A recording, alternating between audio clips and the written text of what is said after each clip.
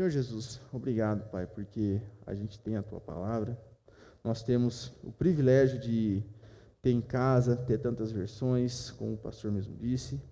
Nos ajude, Pai, a entender o que a gente vai ler hoje, me ajude a falar de acordo com o que está na Tua palavra, e que a gente possa entender o que o Senhor quis dizer, Pai, quando inspirou esse salmo pelas mãos de Davi, Senhor. Obrigado porque o Senhor nos trouxe em segurança e abençoe, Pai, essa semana que se inicia, Senhor. É isso que eu te peço e eu te agradeço. Amém. Amém. Então, irmãos, esse é um salmo longo, mas é um salmo precioso. Ele tem tantas referências a Jesus, muitas citadas no Novo Testamento e algumas que a gente pode até falar assim, poxa vida, isso aqui encaixa com Jesus. Algumas que a gente vai até ver que fala assim, poxa, esse salmo parece que fala dos momentos mais difíceis de Jesus. E eu queria, antes de começar, colocar algumas curiosidades. Que o Salmo 69, ele é o mais citado diretamente no Novo Testamento. Diretamente significa o quê? Significa que com as palavras, sem ter, não é a ideia que foi colocada nas passagens. Foi realmente as palavras, e às vezes até, algumas vezes, principalmente por Mateus, onde ele falava assim, como é dito nas Escrituras, e ele coloca lá certinho. Tirando essa questão de ser diretamente, o Salmo 22 e o Salmo 110, eles têm mais referências. Mas, como a gente está falando de referência direta, realmente, do jeito que está escrito aqui, está escrito lá, o Salmo 69 é o que é mais citado. É o único citado nos 4 evangelhos. Não tem nenhum outro que é citado nos 4 evangelhos. É considerado por muitos como o mais melancólico dos salmos. A gente já leu, né, e a gente vai ver mais um pouquinho, que o tempo todo, quando o salmista ele não está clamando, ele está pedindo por retribuição. Ele está muito mal, ele está numa situação desesperadora. E, que nem eu já havia dito, é um dos 16 salmos messiânicos e o terceiro mais conhecido. Novamente, ele é menos conhecido do que o 22, que é o antes do Senhor meu bom pastor, Salmo 23 clássico, e o Salmo 110, que é... Bom, não vou entrar nele aqui, mas também é um salmo muito precioso. E eu achei legal esse dado aqui. Quando eu estava pesquisando mais sobre esse salmo, eu achei isso aqui muito interessante, porque assim, conforme a gente vai lendo, os irmãos vão ver que isso que alguns estudiosos acreditam, e assim, não são alguns, poucos, assim, é uma boa parte, assim, é estranho, porque a gente vai ver que várias coisas aqui que acontecem com o salmista, Davi, e também podem ser aplicadas a Jesus, e são citadas que Jesus passou por elas, muitas não tem como a gente enquadrar Jesus nelas, e a gente vai entender isso certinho mais para frente. Mas vamos voltar novamente para o versículo 1. O salmista ele já começa ele já começa derramando o coração dele aqui. A gente não sabe qual é a situação difícil que ele estava passando. A gente sabe que Davi ele passou por muitas dificuldades, muitos problemas, muitas perseguições de amigos e inimigos, mas ele já começa com clamor: livra-me, Deus, pois as águas entraram até a minha alma. Atolei-me em profundo lamaçal, onde se não pode estar em pé. Entrei nas profundezas da água, onde a corrente me leva. Eu já tinha comentado uma vez aqui, já faz um tempo, num outro salmo, que os judeus, eles usam muito a figura de linguagem de água, de se afogar, de mares, para tratar de uma coisa muito ruim, muito difícil.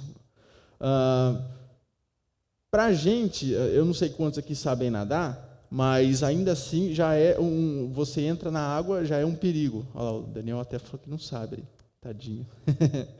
As águas elas já são um perigo. Imagina naquela época, onde o conhecimento deles era extremamente limitado, o que a gente tem hoje. Eles nem sabiam que a Terra era redonda, para ter uma ideia. Eles achavam que era uma planície gigante, onde o mar ia até o fim do mundo. Então, a hora que eles falavam de mar, de águas profundas, era para eles aterrador. O próprio Sheol tem uma certa ideia de profundezas, de se perder nessa escuridão das águas. E isso é para demonstrar o quão difícil está sendo para o salmista. Poxa vida, olha só, está tão ruim para mim que é como se eu estivesse me afogando. Eu estou num lamaçal, estou numa areia movediça. Versículo 3. Estou cansado de clamar, a minha garganta se secou, os meus olhos desfalecem, esperando o meu Deus. Olha só, estou cansado de clamar. Então ele não começou a clamar agora.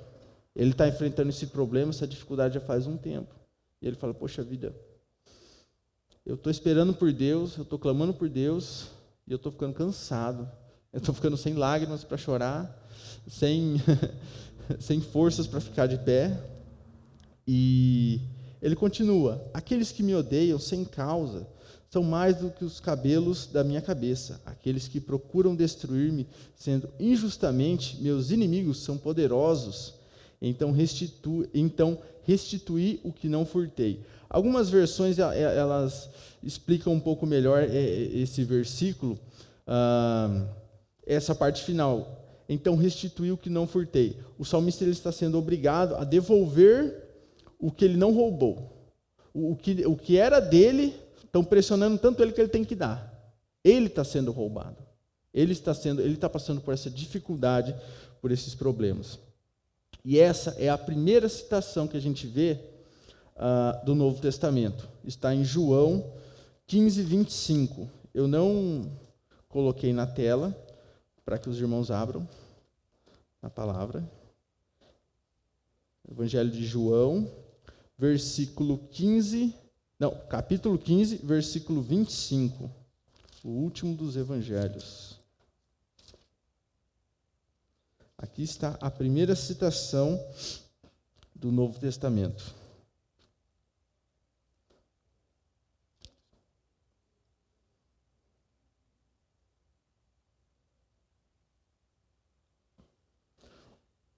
É um versículo curtinho, eu vou ler aqui para os irmãos. Aqui é Jesus falando de si mesmo, para que se cumpra a palavra escrita na lei. Deles, odiaram-me sem motivo.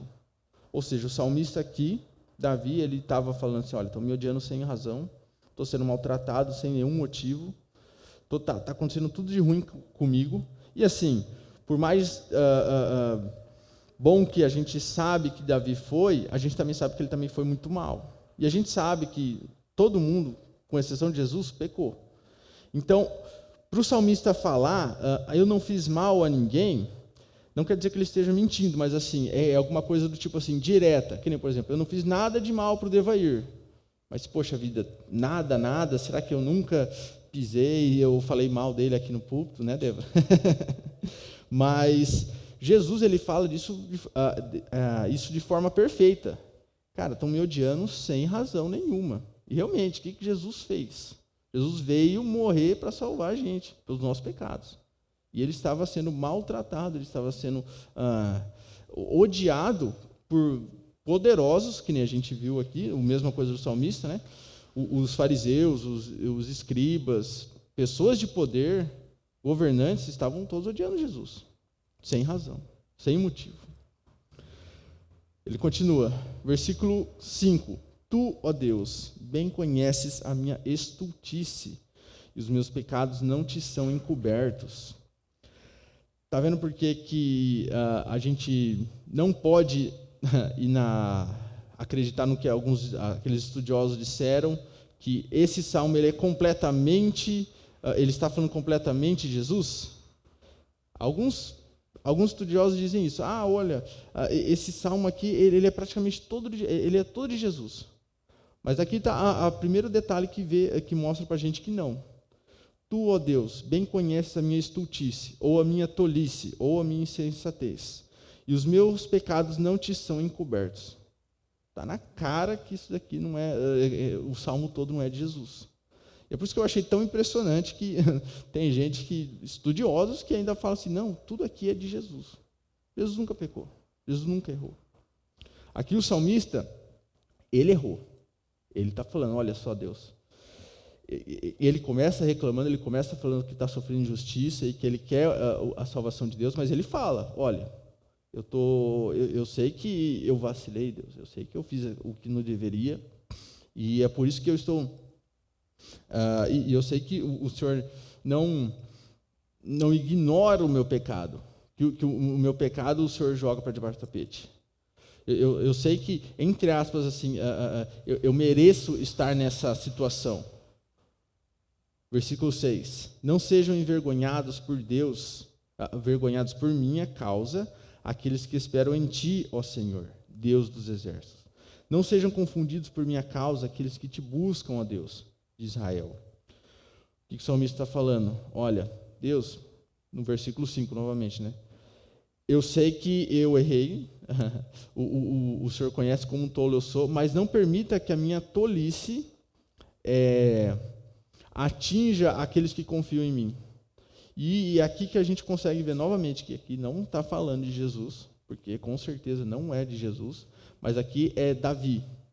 Davi, como foi um rei de Israel, conhecido como o homem segundo o coração de Deus, um rei que fez tanto pelo Senhor, que tinha tanto amor pelo Senhor, ele também tinha muito poder, ele foi rei. Imagina só o rei, onde as pessoas viam como... se a gente fosse colocar hoje como presidente, não seria a mesma coisa, porque o rei, na verdade, ele era como se fosse, logicamente, abaixo de Deus, mas ele seria o representante de Deus na terra. O quão importante era ser rei, ainda mais para o povo de Israel. Então, o que acontece? Poxa vida, Deus, eu errei, mas não deixa que os meus súditos, os que confiam em mim, os da minha família, desacreditarem de você, do Senhor, deixarem de confiar em Ti, acharem ruim de você por minha causa. A preocupação dele não é só com ele mesmo, com as dificuldades dele, mas o que isso vai acontecer com o próximo.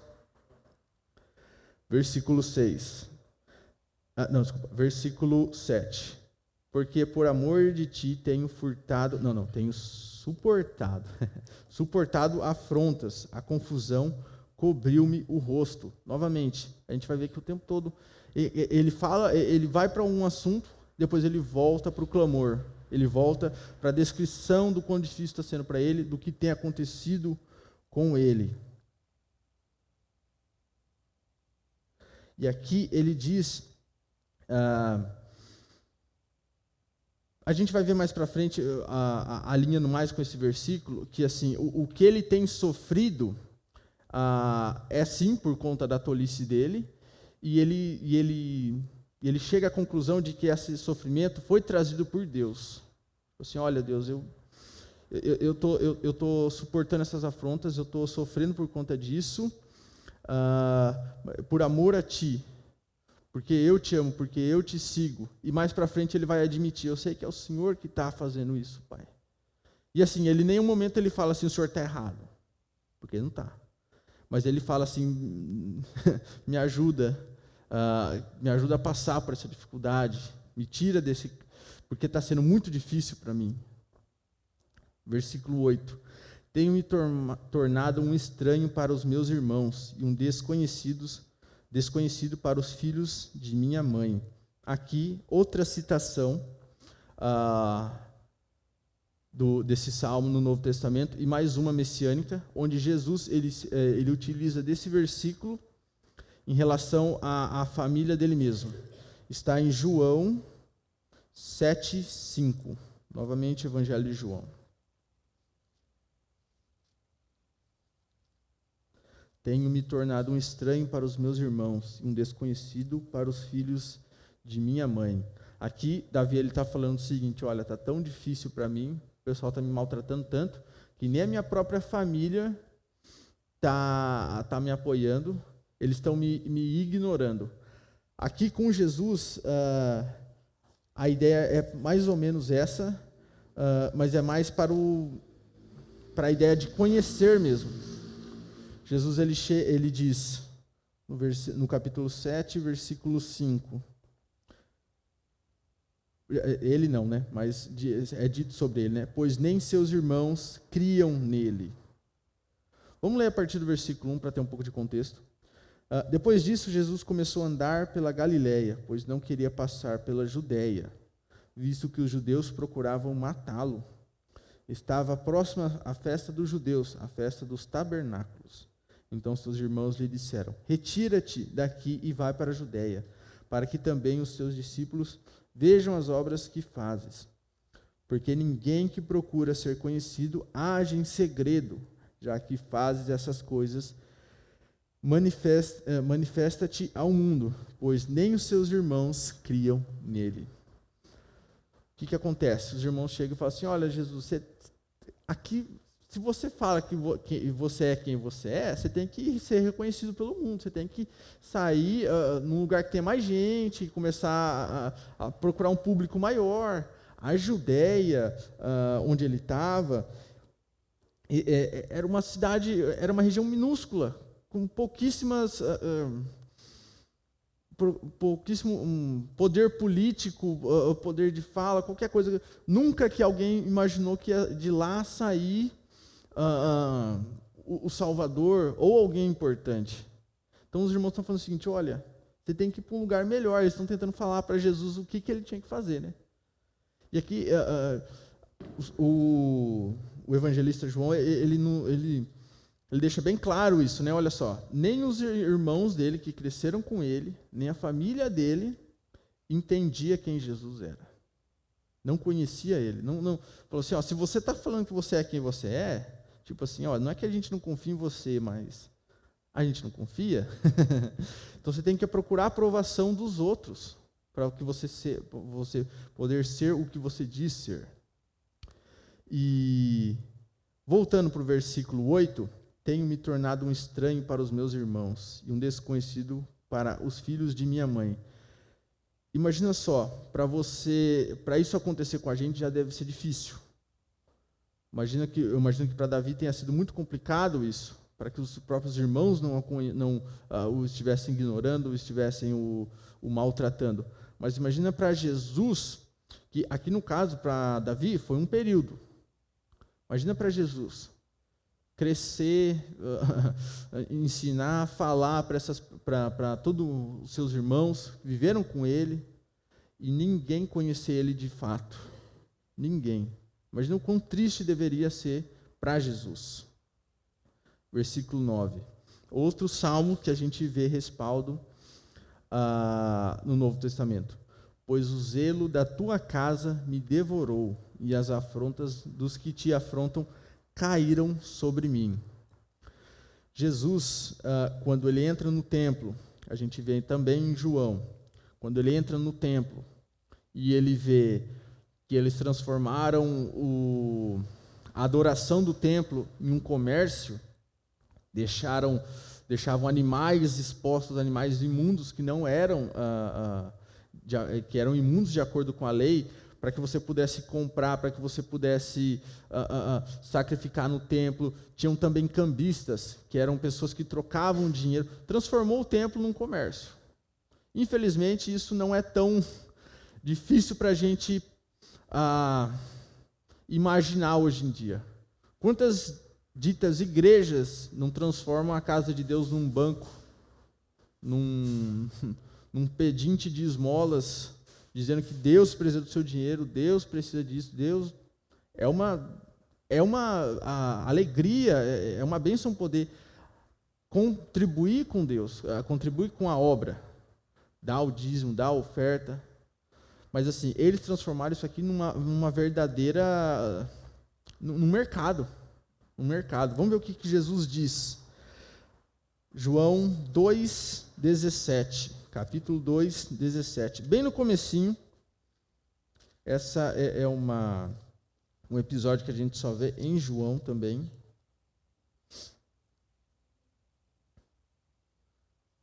Versículo 2, 17. Vamos começar a ler do 13, para a gente ter contexto. Ao aproximar-se da Páscoa dos judeus, Jesus subiu para Jerusalém e encontrou no pátio do templo os que vendiam bois, ovelhas e pombas, além dos cambistas ali sentados. Fez então um chicote de cordas e expulsou todos do pátio do templo, bem como as ovelhas e os bois, e esparramou o dinheiro dos cambistas e revirou as suas mesas. Então disse aos que vendiam as pombas: tirai essas coisas daqui. Não façais da casa de meu pai um mercado. E seus discípulos lembraram-se do que está escrito: o zelo pela tua casa me consumirá. Novamente, para Davi aqui, esse versículo ele serve tanto para o salmista quanto para Davi. Davi, se a gente lê a história, se a gente lê 1 e 2 Samuel, a gente vê que ele juntou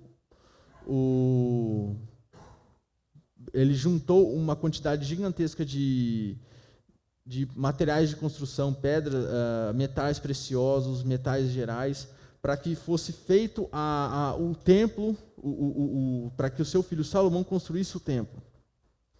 Então, isso, o que fala aqui dele ter zelo pela casa de Deus, realmente é verdade. Ele teve zelo, ele quis construir esse templo, ele tinha zelo. Mas assim, o zelo que Jesus tinha era muito mais profundo, vamos dizer assim. Não era simplesmente pela estrutura, e sim pela integridade física, mas pela integridade espiritual.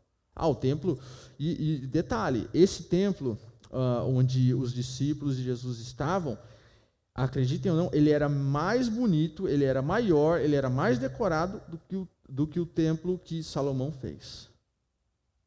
Ele era mais grandioso, mais glorioso. Mas como é que ele estava sendo espiritualmente tratado?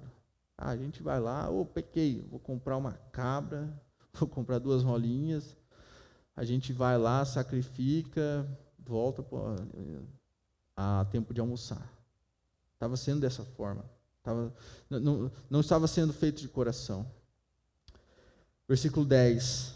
Quando chorei e castiguei com jejum a minha alma, isso me tornou em afrontas. Pus por vestido um saco e me fiz um provérbio para eles. Ou um provérbio, ou no caso, virou um sinal de chacota. Tipo assim, olha só aquele lá que confiou em Deus. Olha aquele Zé Ruela lá. Olha só. E aqui a gente não tem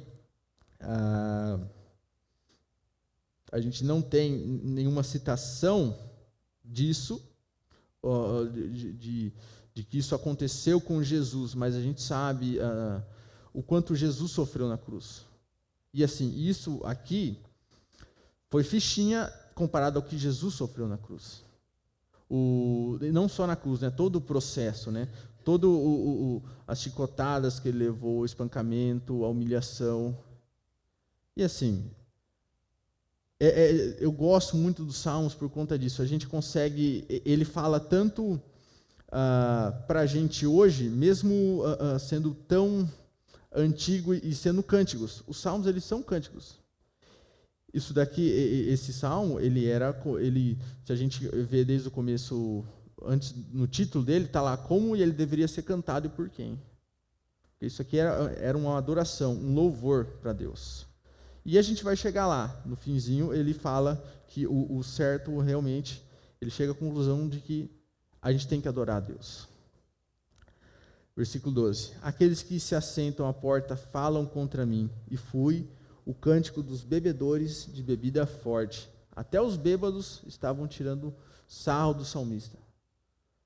Até os bêbados, até os mais pobres, aqui tem também algumas versões falando do pobre aqui, ou seja, não era somente os mais ricos, como a gente já viu no comecinho, né, que os poderosos, mas também os menores. Então, todos aqui estavam tirando sarro. Quando Jesus estava sendo julgado por Pilatos, a gente pode aplicar esse versículo a ele também. Imagina só, há poucos dias atrás ele tinha entrado, o pessoal estava jogando folha eu esqueci a folha. Folha de palmeira, e dizendo, Rosana, Rosana, bendito aquele que vem em nome do Senhor. Poucos dias depois, crucifica ele e solta Barrabás. Crucifica ele e solta Barrabás. Barrabás, um assassino, um insurgente. Versículo 13. Eu, porém, faço a minha oração a ti, Senhor, num tempo aceitável, ó Deus. Ouve-me segundo a grandeza da tua misericórdia, segundo a verdade da tua salvação. O salmista, ele fala das dificuldades e ele volta e ele sempre volta a suplicar, a clamar a Deus. Fala assim, olha, está acontecendo isso, Deus. Por favor, me ajuda. Por favor, venha ao meu auxílio. Tira-me do lamaçal e não me deixes atolar. Seja eu livre dos que me odeiam e das profundezas da água. Novamente, aquela ideia das águas, né? De estar num poço ou num lamaçal ou numa areia, alguma coisa que está puxando para baixo sem esperança. Versículo 15. Não me leve à corrente das águas e não me absorva ao profundo, nem o poço cerre a sua boca sobre mim. Deus, eu sei que eu estou passando por situações terríveis aqui, está acontecendo tudo isso comigo, mas assim, não deixa que isso seja meu fim. Eu estou me afogando aqui, mas não deixa que eu me afogue mesmo. Me salve, me liberte. Ouve-me, Senhor, pois boa é a tua misericórdia. Olhe para mim segundo a tua muitíssima piedade. E não escondas o teu rosto do teu servo, porque estou angustiado. Ouve-me depressa. Aproxima-te da minha alma e resgata, livra-me dos meus inimigos. Quero ler novamente o 16. Ouve-me, Deus, ouve-me, Senhor, pois boa é a tua misericórdia. Olha para mim segundo a tua muitíssima piedade. Deus é justo. Deus não permite o mal. A gente vê o jeito que Deus lida com o mal de forma imperfeita. A gente acha, poxa vida, mas se aquela coisa, se tal pessoa ruim está fazendo isso, como pode Deus deixar daquela forma? Como pode Deus permitir que aquilo esteja acontecendo? Deus sabe todas as coisas. Deus, ele tem, e é dito em Apocalipse que tudo vai ser julgado. Não existe um ato fora da lei, fora de ordem, que não vai ser julgado, não vai ser tratado. Mas imagina só, eu quero que os irmãos imaginem isso, porque eu já me fiz muito essas perguntas também. Poxa vida, por que Deus permite que tal coisa ruim? Por que Deus permite? Agora para pensar, se Deus não permitisse. Deus, ele é completamente perfeito, completamente bom. Nada do que ele faz é torto. Então, tudo o que para a gente, poxa vida, eu pensei uma coisa ruim na minha mente. Para Deus é uma afronta gigantesca. Deus é completamente perfeito. Qualquer impureza, para ele já é um terror. Então, ele é misericordioso com a gente. Porque se ele tratasse todos os pecados da medida que e na hora que a gente acha que deveria ser, todo mundo aqui não teria humanidade, na verdade. Porque todos nós pecamos. Versículo 19. Bem tens conhecido a minha afronta, e a minha vergonha, e a minha confusão. Diante de ti estão todos os meus adversários. Afrontas que me quebrantam o coração, e estou fraquíssimo. Esperei por alguém que tivesse compaixão, mas não houve nenhum, e por consoladores, mas não os achei. Por isso que muitos consideram esse o Salmo, talvez juntamente ao 51, um dos mais tristes, melancólicos. O salmista está numa situação terrível. E como a gente já viu que muito desse salmo a gente tem a referência para Jesus, e mesmo alguns que não têm referência a gente pode colocar como para Jesus, como por exemplo o versículo 20, a gente consegue ver Jesus aqui, a situação que Jesus enfrentou. É tudo muito difícil, é tudo muito trabalhoso, dá muito trabalho, eu nem sei como falar, mas eu imagino o quão deveria ser triste para Jesus, quanto deveria ser triste para o salmista também. Poxa vida. Eu procurei, é engraçado quando a gente lê em inglês esse versículo, porque ele até rima. Ele fala, poxa vida, eu esperei que alguém tivesse compaixão e não achei ninguém. Eu esperei que houvesse algum consolador, mas não achei ninguém. Dá a ideia de como se ele fosse um pedinte tentando achar ajuda, tentando procurar alguém e ninguém se importasse com ele. Quando Jesus leva os discípulos para orar com ele antes de começar a crucificação dele de ser traído por Judas e levado diante do sumo sacerdote, o que ele fala? Fala assim, pessoal, eu quero que vocês orem comigo, porque está difícil, está muito complicado aqui para mim. Lucas fala para a gente que ele suou suou sangue, de tão difícil tão difícil que estava sendo para ele. Ele fala assim, pessoal, ora comigo, me ajuda. Ele ora um pouco, ele volta, o pessoal está dormindo. Ele fala assim, pessoal, ora comigo, por favor, eu estou precisando. Ele vai, ora mais um pouco, ele volta, eles estão dormindo de novo.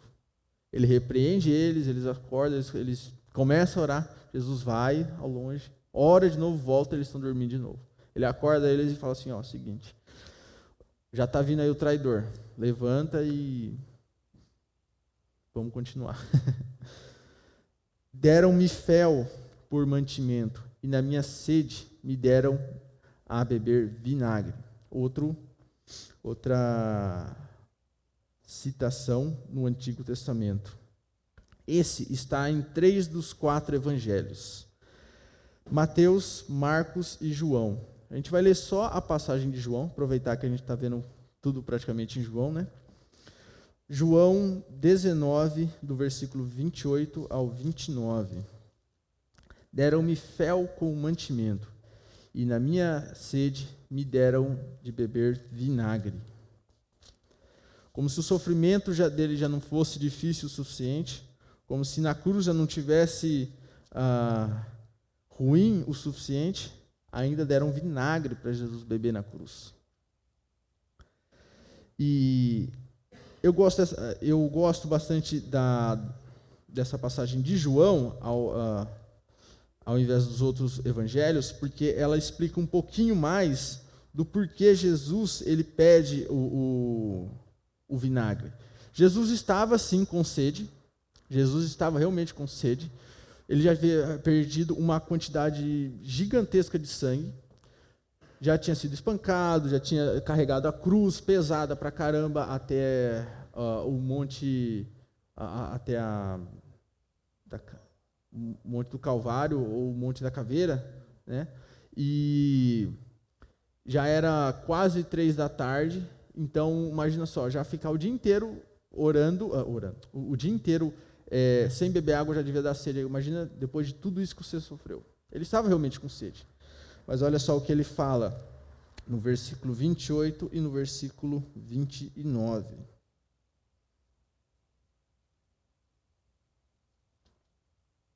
Opa, peraí que eu vi errado. Aqui. Depois, sabendo Jesus que todas as coisas já estavam consumadas, que ele já estava na cruz pronto para morrer, para que se cumprisse a escritura, ele disse, estou com sede. Havia ali uma vasilha cheia de vinagre, então puseram uma esponja ensopada de vinagre num ramo de isopo e a ergueram até a boca de Jesus.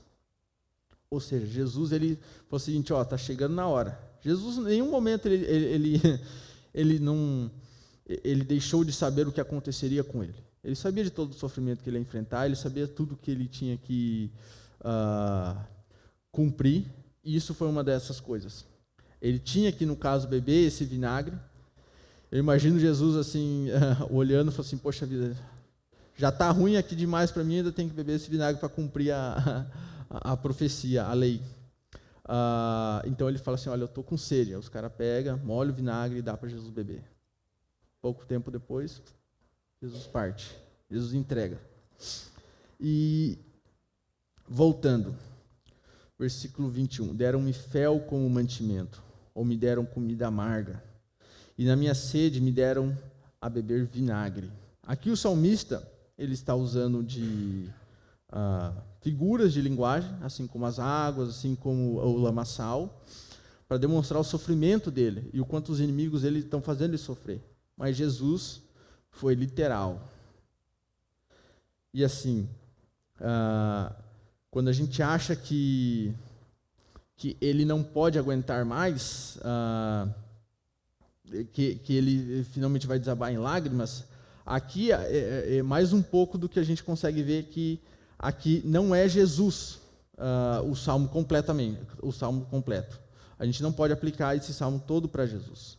Agora a gente vai ver uma parte aqui do salmista onde ele finalmente fala assim: poxa vida, tudo isso está muito ruim para mim, mas Deus, eu quero que o Senhor pune eles, pune os meus inimigos. Eu até comentei com o Daniel que esses salmos eles são complicados, onde o salmista ele pede pela condenação, pede pelo sofrimento dos inimigos, pelo que tem acontecido com ele. E o versículo 22 diz: torne-se-lhes a mesa diante deles em laço, e a prosperidade em armadilha. Escureçam-lhes os olhos para que não vejam, e fazem com que seus lombos tremam constantemente. Derrama sobre eles a tua indignação, e prenda-os o ardor da tua ira.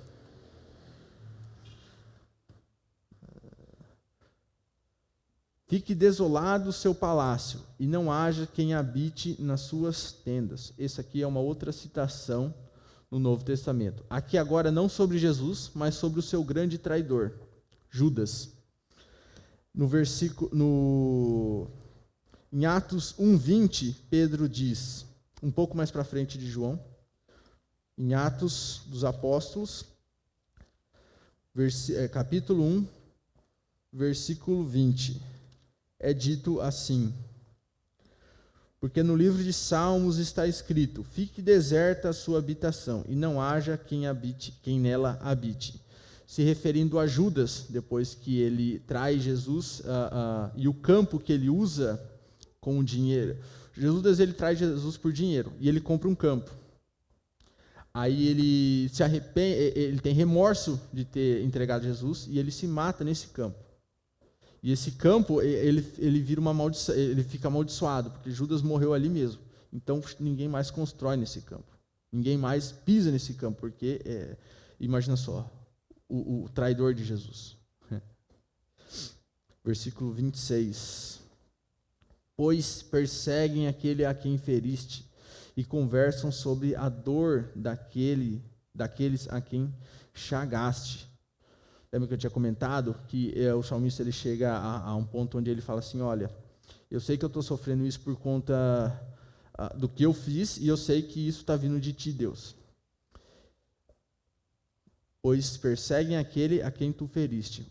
Eles estão ou seja, eu quero que o Senhor condene eles, eu quero que o Senhor traga dificuldade para eles, porque eles estão me perseguindo e estão perseguindo aquele que o Senhor feriu, aquele que o Senhor está castigando. E conversam sobre a dor daquele a quem chagaste, ou a quem prejudicou, a quem machucou. Além de machucar, perseguir fisicamente essas pessoas, eles também estão falando mal. E a gente, muitas vezes, a gente trata com duas moedas. Tipo assim, machucou, eu fui lá e dei um soco em alguém. Nossa, isso foi muito ruim. Mas eu chegar para aquela mesma pessoa e chegar e falar mal da pessoa, passar uma fofoca, fazer alguma coisa, isso é tão ruim quanto. E a gente não trata dessa forma, a gente trata, não, mas espera aí, eu só estou expressando a minha opinião. É muita desculpinha para a gente ser fofoqueira, muita desculpa para a gente falar mal do próximo. E aí é uma coisa que a gente tem que tomar cuidado. Acrescenta, 27, a iniquidade deles, e não entrem na tua justiça. 28, sejam riscados do livro dos vivos, e não sejam escritos com os justos. Eu só queria fazer um parênteses aqui, que quando a gente vê isso aqui não está falando de nenhuma forma de perca de salvação. Não está falando, olha Deus, eu sei que eles já estão salvos, então tira eles do livro da vida. Não.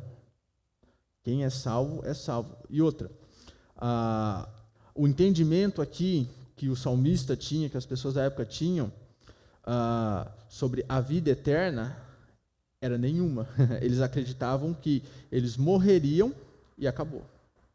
Então, o livro dos vivos aqui seria do tipo assim, olha, mata eles. Ele está falando de uma forma mais bonita, assim, ó, então Deus, mata eles, porque eles são muito ruins comigo. E eu vou ler com os irmãos, se quiserem abrir também, em Apocalipse, o último livro da Bíblia,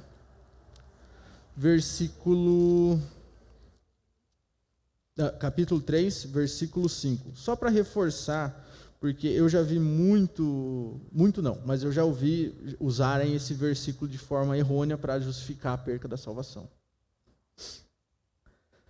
Capítulo 3, versículo 5.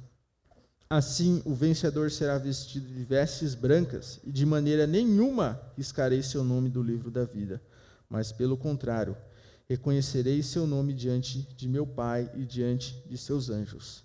Tem mais versículos, mas eu acredito que já até estendi bastante o culto, mas que falam exatamente disso, de que a nossa salvação, ela não depende da gente.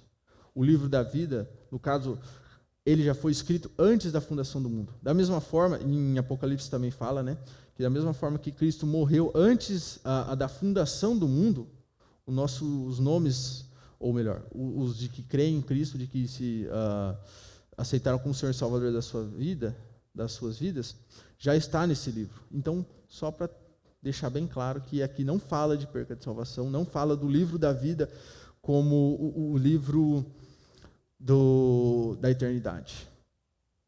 Versículo 29, caminhando para o fim. Eu, porém, sou pobre e estou triste. Ponha-me a tua salvação, ó Deus, num alto retiro. Ele parou de falar dos inimigos, ele parou de falar da condenação que ele quer para os inimigos, e ele vem e fala. E ele é humilde, ele se humilha. Eu, porém, sou pobre e estou triste. Ponha-me a tua salvação, ó Deus, num alto retiro. Louvarei o nome de Deus com um cântico, engrandecê-lo-ei com ação de graças. Isso será mais agradável ao Senhor do que boi ou bezerro, que tem chifres e unhas. Versículo 32. Os mansos verão isso e te agradarão. O vosso coração viverá, pois que buscais a Deus. Porque o Senhor ouve os necessitados e não despreza os seus cativos. O salmista, ele chega a uma conclusão, ele tem toda uma construção, ele fala dos problemas dele, ele fala o que tem acontecido, ele pede a condenação daqueles que estão maltratando ele chega à conclusão de que, poxa vida, eu estou sofrendo isso, mas é por conta do meu pecado, por causa da minha tolice. Mas, no fim, ele chega à seguinte conclusão, eu tenho que adorar a Deus. O que o versículo 31 diz? Isto será mais agradável ao Senhor do que boi ou bezerro, que tem chifres e unhas. Nessa época, no Antigo Testamento, Deus mandou, né? Poxa vida, vocês têm que fazer certos sacrifícios, quando vocês pecarem, em certas datas, vocês vão derramar o sangue de alguns animais. E o que o salmista está falando? Olha, eu sei que o Senhor mandou a gente fazer tudo isso, mas eu sei também que para o Senhor importa mais a obediência, o louvor, o coração, do que simplesmente ir lá e, poxa vida. E hoje em dia, a gente pode fazer exatamente isso. A gente pode vir na igreja com essa intenção, poxa vida, eu tenho que cumprir um horário, eu tenho que deixar Deus feliz. Deus mandou ir na igreja, Deus mandou ter comunhão, então eu tenho que ir lá passar 2 horas com o pessoal, conversa um pouquinho, ouve a palavra, louva, e depois eu vou embora. E fazer disso uma religiosidade. Isso é muito fácil para a gente tem essa tendência de fazer isso. E a gente tem que tomar cuidado. Para Deus é muito mais importante que a gente louve Ele, que a gente obedeça a Ele de coração. Versículo 34, versículo 33. Porque o Senhor ouve os necessitados e não despreza os seus cativos. Deus, ele ouve, por mais difícil que seja. Imagina só o salmista, com todos os problemas. Ele imagina Jesus, que sem ter errado, sem ter feito nada de errado, sofrendo injustamente. E ele chega à seguinte conclusão, fala assim, olha, o Senhor ouve. A gente viu no comecinho que fazia tempo que o salmista estava clamando. Mas ele falou assim, olha, eu sei que o Senhor ouve. O Senhor não ignora a minha prece, a minha dificuldade. E o Senhor não despreza os cativos, ou os presos, os que estão em cativeiro. Conclusão, versículo 34. Louvem-no, ó céus e terra, os mares e tudo quanto neles se move. Porque Deus salvará Sião e edificará as cidades de Judá, para que habitem ali e a possuam, e herdar lá a semente de seus servos, e os que amam o seu nome habitarão nela. A conclusão do salmista é o seguinte: vamos louvar a Deus, vamos louvar a Deus. E eu acho legal essa expressão que ele diz, tudo o que se move. Hoje a gente sabe que as plantas, a vegetação, tem tudo, é tudo vivo. Mas para os judeus na época, eles consideravam vivo o que se mexia na ideia, por exemplo, bicho e pessoa. Tirando isso, não é vivo. A árvore está crescendo, mas isso aí é um fenômeno, não está vivo. Quando ele fala, poxa vida, tudo que se move, eu, pessoalmente, eu penso dessa forma, eu vejo como que se ele estivesse falando assim, olha, tem árvore, pedra, chão, mar, tudo isso aí, tudo isso louve a Deus, tudo isso deve louvor a Deus. E ele termina com uma promessa, e herdar lá a semente de seus servos, e os que amam o seu nome habitarão nela. Aqui ele está falando de Sião, né? A cidade de Jerusalém, mas a promessa para a gente hoje é muito maior, né? Do reino da Sião eterna, me fugiu a palavra agora, a eternidade, isso. Então, irmãos, esse salmo eu acho ele tão precioso porque o tão contrito, em quanta dificuldade o salmista está, Jesus estava, e a conclusão para a gente é o seguinte: clama a Deus, clama para Ele, pede para Deus. Por isso que eu dei o título de A Quem Devo Clamar. É uma pergunta retórica, a gente sabe para quem que a gente tem que clamar. Só que muitas vezes na dificuldade, nos problemas, a gente vira as costas ou simplesmente ignora. Fala assim, nossa, está difícil. Poxa vida, por que a gente não clama para Deus? Por que a gente não vai até Ele? Por que a gente não vai louvá-lo? E que a gente lembre também, irmãos, que a gente está nesse mundo para louvar a Deus, para trazer glória ao nome de Deus. A gente não está aqui simplesmente para passar um bom tempo, simplesmente para agradar as pessoas. Não estamos aqui para agradar as pessoas, estamos aqui para agradar a Deus. E eu espero que os irmãos tenham compreendido a mensagem, espero que eu tenha falado bem. Esse salmo realmente é muito grande, ele é muito rico. Eu não quis dividir ele em dois, porque teria que voltar nele novamente, para dar uma introdução novamente nele. Mas para que a gente possa fazer como o salmista, que mesmo nas dificuldades, nos problemas, a gente possa clamar e louvar a Deus. Amém? Vamos orar mais uma vez. Senhor Jesus, obrigado, Pai, por este dia. Obrigado, Pai, porque tudo que o Senhor nos dá, Pai, é bênçãos, Pai. E a gente vê, Pai, que mesmo com tantas dificuldades que a gente enfrenta, Pai, tantas dificuldades que o próprio Senhor Jesus enfrentou, Pai, a gente tem que vir a Ti, a gente tem que clamar a Ti, orar a Ti, pedir pela Tua misericórdia, Pai. Nos ajude, Pai, a não ignorar a Tua presença, a não ignorar o nosso dever, Pai, e não tentar resolver por nós mesmos, Pai. Nos ajude a entender que o Senhor é Deus, que o Senhor nos ouve, que o Senhor tem tudo no controle, tem nas suas mãos, Pai. Nos ajude a entender isso, Pai, e que a gente possa ter uma boa semana, voltar em segurança para nossas casas e aproveitar do privilégio que é ter a Tua palavra em tantas versões, em tantos formatos, que a gente possa lê-la, Pai, e compreender mais de Ti e do que o Senhor quer para a gente. É isso que eu te peço e eu te agradeço, em Teu nome, amém.